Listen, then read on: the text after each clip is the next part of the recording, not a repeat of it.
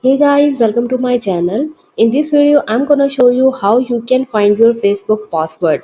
It's super easy and we will make sure you get it right. You just make sure you're logged in and using the latest version and make sure to watch the complete video and follow each step carefully to avoid forgetting anything and making mistakes. So let's open up the Facebook app and now here you can see the menu option. Tap on it. Now tap on that setting gear.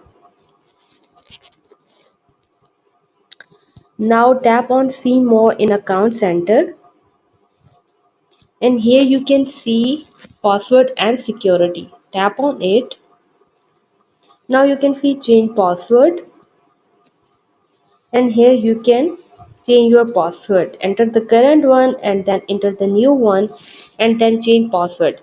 This is how you can easily change your password on Facebook. So guys, please consider showing your support by commenting, liking, sharing and subscribing to our channel for more valuable content in the future. Thanks guys.